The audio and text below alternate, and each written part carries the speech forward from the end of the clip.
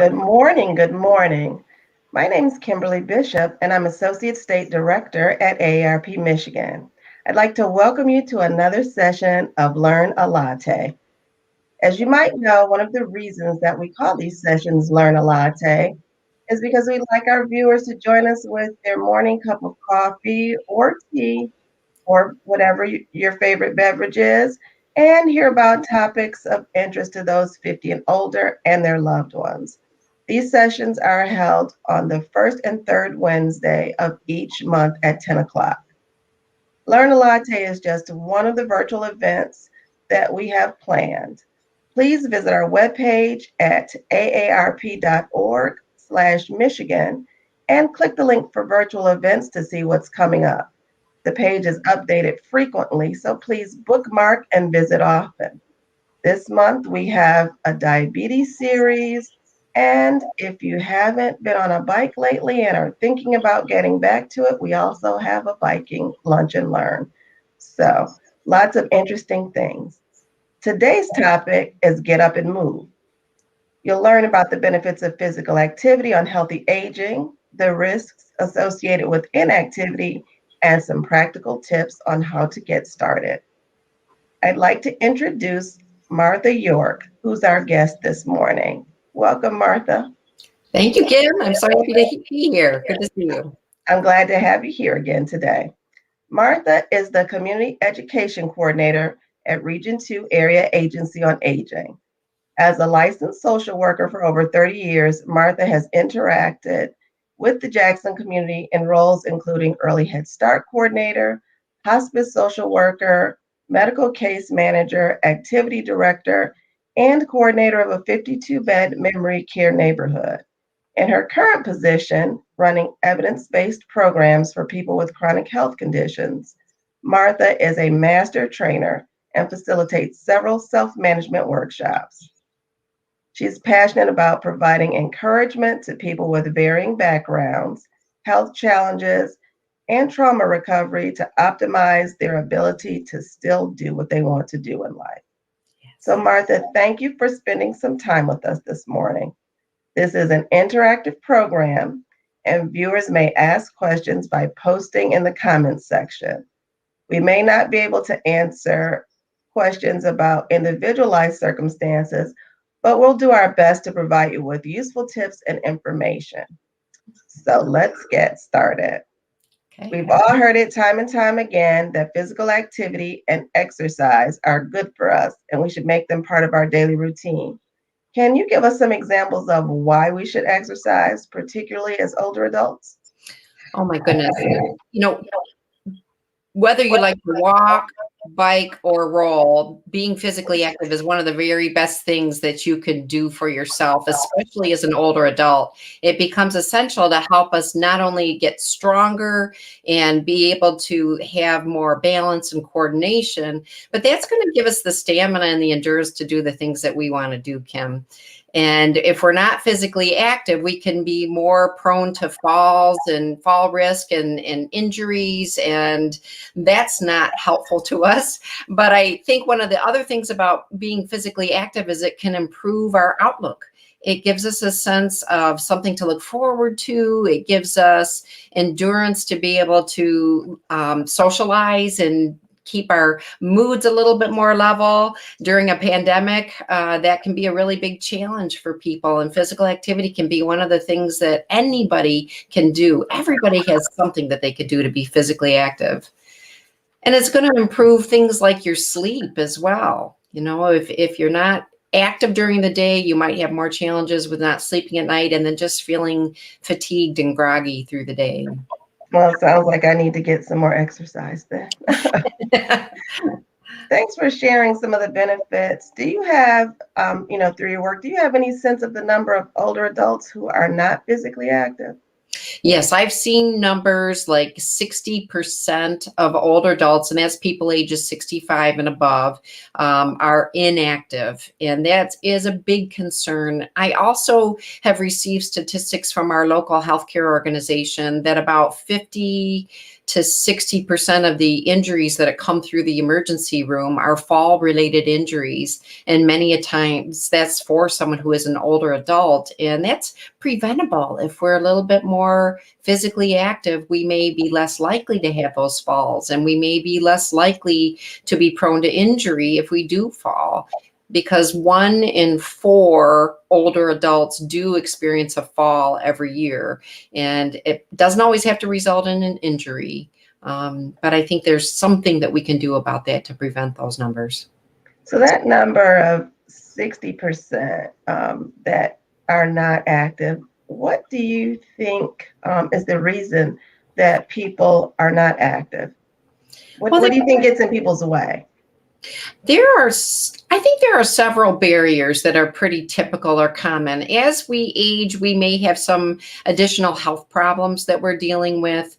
There may be some weight gain or some pain-related issues that we become more stiff, a little bit more rigid, and then even everyday activities start to feel like it's difficult. It's hard to get up from a chair, or if you drop something, it's hard to bend over to pick it up. Those could be some of the concerns as we age. But I think also there can be a misnomer that I was never athletic. So how I wouldn't even be prone to wanting to get on a bike or go out to hike a trail. We don't have to be athletic all of our lives to start now. I've seen many older adults who get involved in programs like Tai Chi and yoga and start socializing with others with Zumba, or they even have Zumba Gold, which is for an older adult population. Lots of fun things that people can get involved in. And even if they've never been athletic, it's not too late to get started. Yeah, I'm smiling because I'm thinking about a few years ago, I hadn't been on a bike since I was a teenager, and my cousin encouraged me to do the slow roll in Detroit, which, is a really slow bike ride. And I had concerns, but it really did sort of reawaken a joy in bike riding for me. Now, I'm sure it's exercise. Now, I'm not out tearing up any trails, but I really have, started to do that again and don't even feel like it's exercise or fitness, and I really enjoy it. But if you had asked me 5 years ago, would I be doing this? There's no way, because some of the things that you said, all those excuses. I've never been athletic. I'm the kid who got a C in gym in elementary school. So never, ever. And I'm still not athletic, but I can ride a bike. So it's so interesting to hear you say that, because motivation is really a key. So one of our questions is, what's the best way to get motivated to start being more active? Well, first of all, I want to say good for you getting on that bike and finding the pleasures of it, right? There is pleasure in being physically active. I always tell people, if the word exercise makes you feel like you get a rash and you automatically detest it, right? Change that wording to physical activity, because we're all physically active, whether you're someone who likes to clean your house and you want to get up and do something. Just, it makes you feel better getting rid of some of that clutter, and that could be something that gets you started. But I think the biggest key to motivation is finding something that you enjoy, first of all, as compared to something that you feel mandated to do. And then second of all, it might help to invite someone else. You said that your slow roll started with an invitation. So maybe you have a friend that you've been missing and you've been concerned during the pandemic about social distancing. I know I have a friend that I'm getting together with later this week, that we can be outdoors and we can socially distance and feel like we get caught up, and we're going to go take a walk together and enjoy the outdoors together. And that can be how you get started, having an accountability partner who says, I'll meet you, I'll go with you. That's the big part. And whether you are someone who, just look at your hobbies, look at the things that you used to enjoy and that you haven't been doing in a while. Maybe you liked to garden, but getting down on your hands and knees felt too difficult. But now you could be doing a tabletop garden that gets you outdoors, that gets you tending to this and still enjoying it. That's physical activity right there. It's interesting that you mentioned that too, and completely unprompted. because we actually did a session on how to build a raised standing garden bed. Beautiful. So it really fits hand in hand. We have a question from D. Florence, which you've already started to address. But what's the best way to start a physical activity plan? Because that's her biggest obstacle. So I think the first thing you want to do is get some medical clearance and talk to your healthcare provider if there are any limitations or any modifications that you need to consider.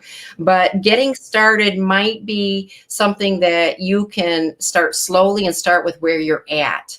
I always say to people, it might be, if you've been very, very sedentary, it might be as much as standing up during a commercial break and walking in place and getting started there. Or it might be walking down to the mailbox and back and setting that goal for yourself to get started.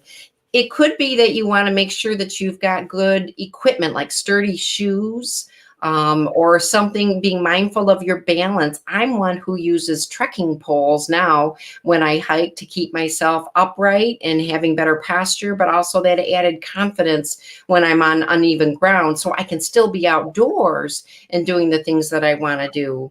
But I think that to start with where you're at, and then you can research some things online. There's a wonderful program out there by the National Council on Aging called Go for Life. It looks like this: go and the number 4 and the word life.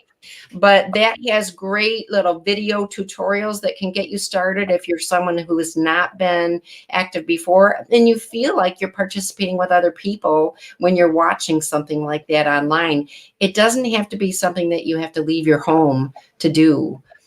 In fact, I think that some of the barriers that people might have are, first of all, it's COVID. I'm nervous to be around other people. And second of all, what if I don't have transportation or a gym membership? Well, you don't have to have those things. It can be, there was a woman that we watched, Kim, that is walking around in her home. And how many pounds did she lose by getting up and walking every day in her apartment? It was over 100, and I think she was, maybe it was 110 pounds, and she was 76 years old or something like that when she started in a tiny 1-bedroom apartment. So yeah, she's such an inspiration, and there's no, there's just really no excuse, because if there's a will, there is a way. I do have a question though, as you talk about walking, or even me with my biking. So I started with the slow roll, and I was generally riding with my cousins, so I felt safe. But what should people do? Do you have any recommendations for safety concerns? Because it is a pandemic, and people may not want to be out with others. What extra things might they consider as they're exercising? I'm so glad you asked that. It's really important that if you have a cell phone that you can bring with you, no matter where you're exercising, always have that within reach, so that if you're exercising indoors, you want to have it at a nearby table. I've even had people who said, I put it on the floor intentionally because, number one, it makes me bend over and stand up and work on my posture. But also, if I were to fall, it would be accessible. But you want to have a pouch or some sort of a pocket, some way to carry that cell phone with you if you're out and about, so that you can call for help. But if you don't have a cell phone, or if it's cumbersome to think about carrying it, also get a whistle. You can have a whistle that can help you be louder if you needed to call for help, or if you were concerned about your safety. That's a good deterrent to other people, that if you're blowing a whistle, it's going to make people turn their heads and see what's going on. So I think those are a couple of safety things that you want to have in mind. Also, let somebody know when you're heading out to exercise. Say, you know what, I'm heading out to the trail. I expect to be back in 30 minutes. Can you check on me? And if I'm not back, will you send someone to go look for me? Or I'm heading out on a bike ride and this is the direction I'm going. So let somebody know, and have somebody check back in on you. Many older adults, I find, say, well, I don't have somebody that checks in on me regularly. But you can set up a signal system with your neighbors that you can say, well, if my curtains aren't open by 11 o'clock in the morning, can you please check on me? It doesn't have to be something super interactive, but you can have an alert system where you are making sure that if you are concerned at all for your safety, that you've got people who are checking on you that way. I'm chuckling again, not because this is a funny topic, but because on a bike ride, I have gotten lost. So I've learned on my iPhone that I can share my location. So there are times that if I'm, trying a different route, that I may share my location with my son and say, okay, I'm going out for a bike ride. I might need some help getting home. And I've actually had to ask Siri for directions to help me get back home or get back to where my car was parked. So that really is important. I'm so glad you're mentioning that, because if fear of getting lost is something that burdens someone or holds them back as a barrier, like I don't want to try something new because I'm afraid, knowing that you've got that phone that can help you get oriented to where you are, or that you can reach for help, might be just that added support to keep you motivated to still doing something. Another thing that people might not think about doing for their safety too is there are different braces, different tapes, like stretchy tapes you can get called kinesio tape, which is you can tape around your ankles if you're prone to having kind of looser joints or you want to have better stability. So you can learn how to tape your ankles up or your wrists up, and you can get supportive equipment and tools that will help you to feel more comfortable so that you're not worried about being prone to injury or overextending yourself. Those can be some nice things to think about. I think also for older adults to stay active, it's important that you don't overdo it, that you set your bar within a reasonable range, right? This isn't about winning a gold medal every time. This is about just keeping in it for the long haul. So if we overdo it, then we get extra sore, and then we think, well, that's why I didn't like exercise to begin with, right? Right. And what I always encourage people to do is to think about, okay, if I'm extra sore 2 hours or more after my workout and it lasts into the next day, I might have overdone it a little bit. That doesn't mean stop. That means pull back in the reins and do a little bit less the next time until you build up enough stamina to do what you just did. But don't give up on that. I think that you can do seated exercise.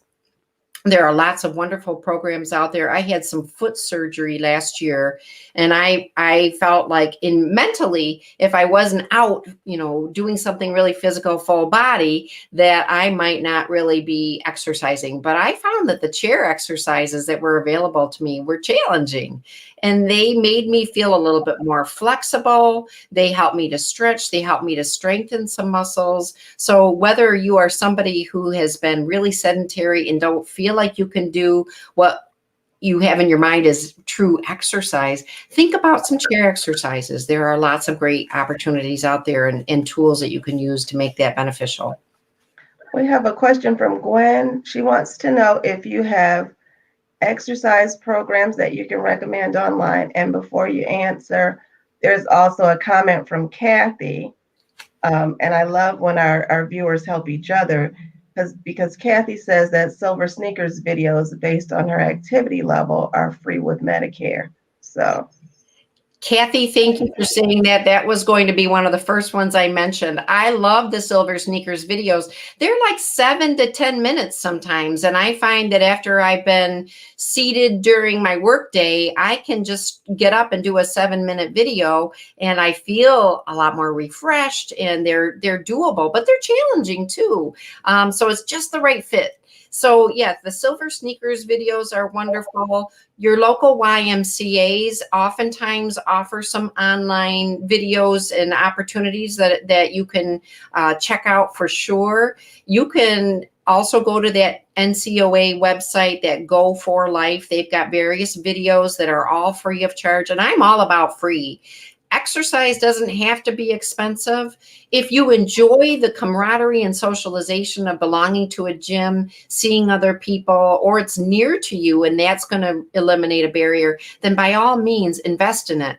But if you're someone who says, gosh, I don't have a lot of extra money, I'm on a fixed income, you can do a lot of physically active things without having to spend any money to do that.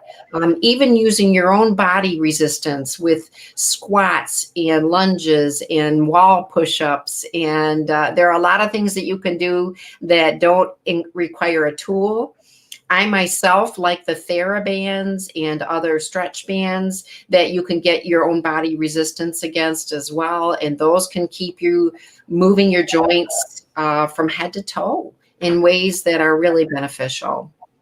So I would encourage you to just Google a word for whatever kind of exercise you're looking for. If you're someone who says, I want exercise with music, then do that. Music is a great motivator. For me, that feels like a treat to me now, that if I get to put my earbuds in and I get to head outdoors, I'm going to be a happy camper. And if I don't get to get that time in, I feel a little gypped. Instead of thinking of activity as being a chore, for me, it's a benefit and a reward. So, Martha, I have a question for you as you talk about your earbuds. I find sometimes as I'm riding my bike, and sometimes I'm on the sidewalk if I'm on a busy street as opposed to being in the street, that I see people walking with their earbuds on, and they can't even hear me as I'm ringing my bell coming up behind them. And I had a friend, because I used to ride with my earbuds in too. And he's like, Kim, you're not going to hear somebody coming up behind you. You need to get, an external speaker. Now on a bike, that makes sense. But would you ever consider like maybe one earbud in and one out so that you can hear your surroundings? Because safety, again, is such an important thing. Oh, that's so smart. And as someone who likes to be outdoors, I find that I like to have one earbud in and one ear out so I can hear the birds. I can hear the frogs chirping this time of year. And like you say, I can hear when other people are coming. It makes me feel a little bit more safe and confident while I'm also listening to music that's motivating me or transporting me to a different place where I don't even think of what I'm doing as exercise. When I'm on a hard bike ride and I've got some music in there that's making me think of the lyrics or the beat, I might find that I've traveled a much further distance than I had planned on just because I'm enjoying it and I'm kind of lost in the experience. So, but safety absolutely first. Keep one of those ears open to hear what's going on around you. Yeah, same here. I think it's the American Heart Association that says everyone should try and get 10,000 steps a day. And I know you can have, Fitbits and Apple Watches, but and if you happen to have a smartphone with an app, you should be able to track your steps that way too. And that can be done in the house. So that might be a way to help people kind of gauge their exercise and see where they are. Now, I hardly ever get 10,000 steps a day unless I'm really working on it because I'm inside working. But it does remind me. And I actually, I have an Apple Watch because I have all these toys to help me. I don't know that they really help me, but it reminds me at 10 minutes to the hour to stand up so that I'm not just sitting. So that's pretty cool. I was just going to say that there is an app out there called Stand Up, and there are similar ones that will give a tone or give a signal to you to just remind you to get up. We can be lost and immersed in an activity where we're being very sedentary, and that makes us feel really rigid. I know that after I've been sitting at my desk for a long period of time and I go to get up and move, it takes a little bit more effort than it used to, especially since the pandemic when I'm seated a lot more than I'm used to doing. So having apps like that just remind us to get up, that can be a wonderful motivator. But, are there different types of exercise? Yes, to comprise what we call a well-balanced program, you want to aim to have 4 different types of exercise. And I don't want this to intimidate people. Please, again, start with where you're at and maybe pick one of these things if you're not doing anything yet. But you want to have these 4 components. You want to have an endurance type of activity that is really based on head to toe kind of exercise that gets your whole heart rate going and uses all of your limbs. So that could be walking or biking. It could be rowing, swimming, dancing. Any of those kinds of things fall under that endurance. And we think of that as like your aerobic exercise. It gets your cardio going. The goal is to get to a point where you can do 30 minutes a day for 5 days a week. And again, if you're starting, that might mean that you do 5 minutes in the morning, 5 minutes at noon, 5 minutes in the afternoon. There's 15 of your 30 minutes. It doesn't all have to be consecutive. So don't be intimidated by that number, and also don't overdo it if you're not ready for 30 minutes. But if you can build your cardio to a point where you can do at least 50 minutes, 5 days a week, that's one of your goals. 30 minutes, not 50. Did I say 50? Yes. I am sorry. 30 minutes, 5 days a week, which is 150 total for the week. My apologies. Okay. You scared me. The second type of exercise you want to build in are flexibility or stretching exercises. These feel good, but they're critical to getting you good symmetry, to getting you better overall head to toe ability to maneuver in situations. If you don't have good flexibility, you're going to be more prone to fall risk. So your flexibility is going to help you with your ankle strength and your arm strength, but you want to stretch and be able to hold those stretches and do a stretching routine for about 10 minutes without stopping. Ultimately, stretching exercises, flexibility things, you don't have to worry about doing every day of the week. You can actually do those every single day, and they're good for you to do a little bit every day. Okay. When it comes to strengthening exercises, which is your third kind, you want to do things that are going to help you get stronger muscles. So that can be a goal to build up to doing 8 to 10 reps of, if you're carrying a soup can or a grocery bag, or you're doing your TheraBands, you want to do strengthening kinds of exercises that target your arms, your legs, your abdomen. Like, you want to get different pockets of your body having stronger muscles from head to toe. And you don't want to do strengthening exercises every day, though. You actually want to do them 2 to 3 days a week and have a day off in between for your muscles to kind of re-knit back together again after you've been pushing that bar a little bit. So building in those strengthening exercises is really important as we age. If we continue to work on strengthening, it can help us keep stronger bone density and be less prone to osteoporosis, osteopenia, and bone fractures. So strengthening is really, really important for older adults.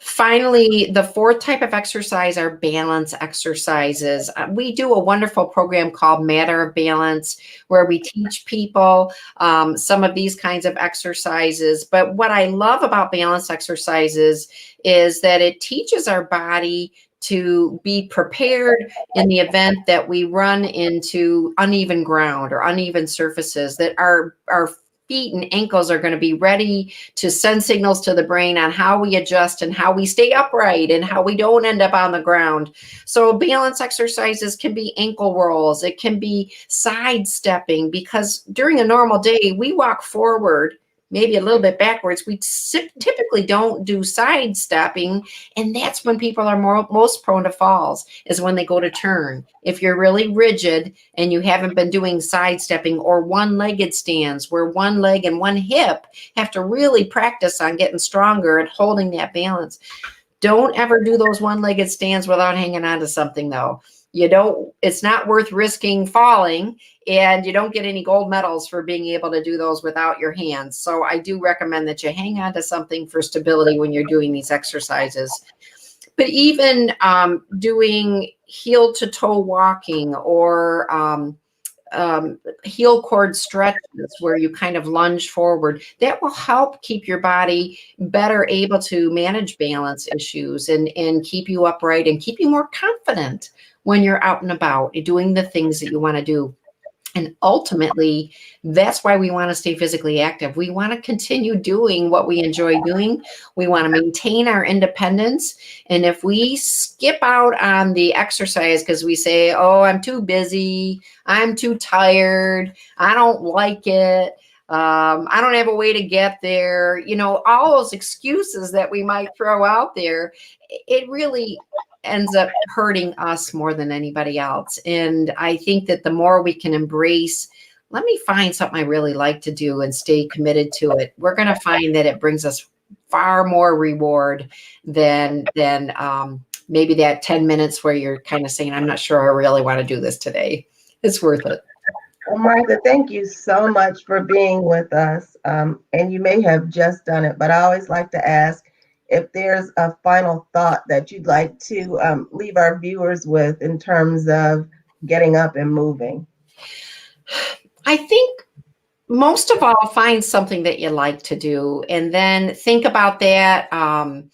How do I not only do that thing, but maybe how do I invite others into it? Keep that social interaction going. Think of your physical activity as a way to continue enhancing your social relationships. That whether you're doing it by yourself, so you've got the stamina for the next time you see people, or you're doing it because it's a way to engage with other people and keep you motivated. Think about that social aspect of it, that enjoyment aspect of it, and try to throw that word dread or out the window, right? It's a great thing. It doesn't have to be something that you don't look forward to. It should be something that you feel gypped if you don't get to do it. Well, thank you so much. So as we wind to a close, I'd like to thank you for joining us again. I always look forward to our Learn a Latte chats. And I'd like to remind our viewers to visit our webpage at arp.org Michigan to see all of our upcoming events.